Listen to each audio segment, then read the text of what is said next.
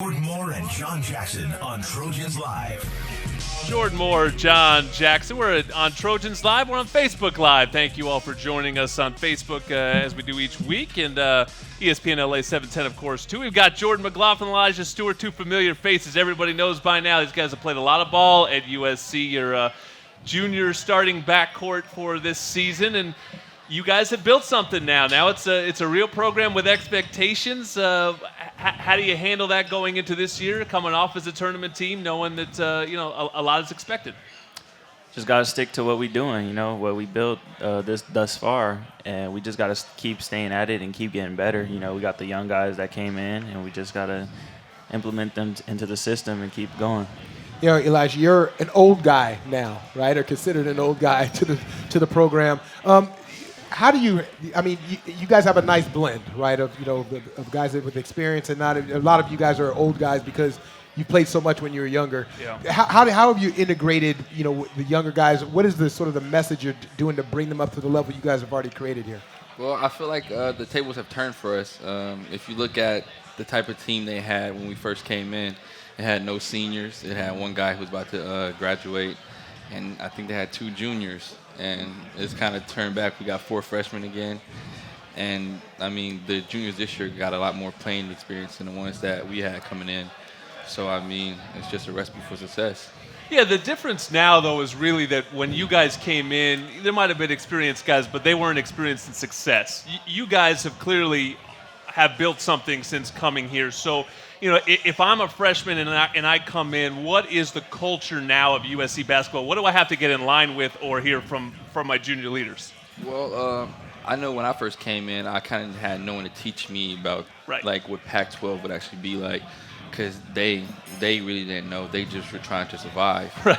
And now I can actually tell freshmen, give them advice and situational experiences of what's going to happen if you do this, or what plays work, what moves usually work, and just how to score and get open, get a bucket.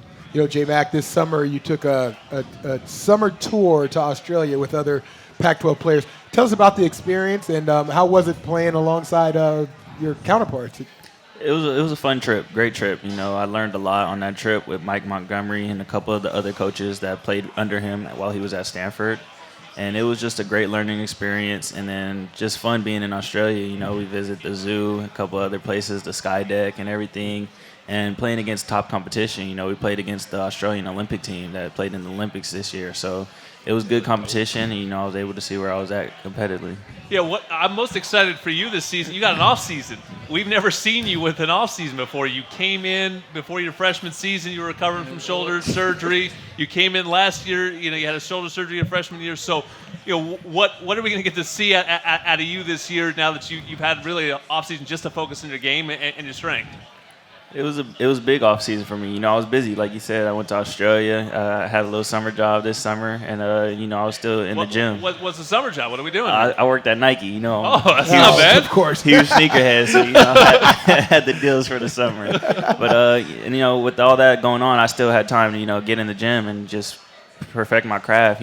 So I also got stronger too in the weight room with Curtis and the rest of the guys, and it was just a busy summer, on and off the court. Elijah, talk about where you were last year in terms of what you've done now to sort of elevate your game. What are the things you're working on in the offseason? Things I worked on in the offseason is how to create my shot off the dribble. I know last year I was just kind of a spot-up guy.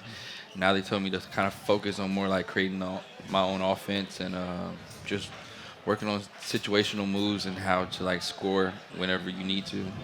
How different is your role on the team now, Elijah? You were always battling Caton so hard for playing time. There were a lot of guards. You had Julian Jacobs as well, and you guys were rotating.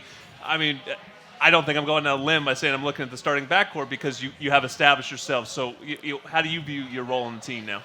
I'm going to have to be a lot more consistent this year, for sure. We don't really have that many guards that, know, experience-wise, know what they're doing.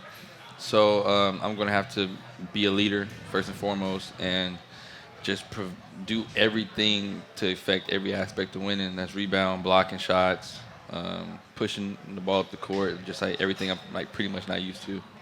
J-Mac, when you came here, there was a lot of expectations on you, but also I'm sure you had expectations of what you expected out of Coach Enfield in this USC program.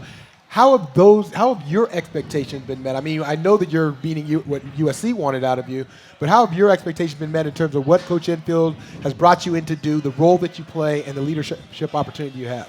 They met all expectations.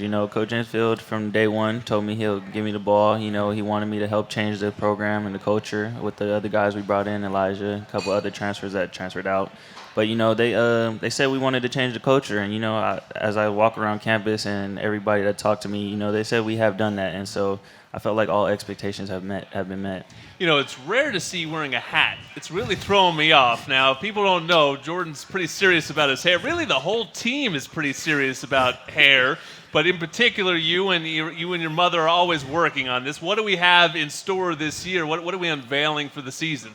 We're still undecided right now. My mom. Should we do an online poll to see what hairstyle J-Max have this year? I think that would help. This past weekend I had my mom touch on my hair a little bit. That's why I'm wearing the hat right now. So it's classified right now this whole week. But it's not ready. We'll see a little something Saturday, just a little bit. But still decided for season. Elijah, you trying to get in on this hairstyle situation? Get on the hair. I told me kind of feed off each other this year.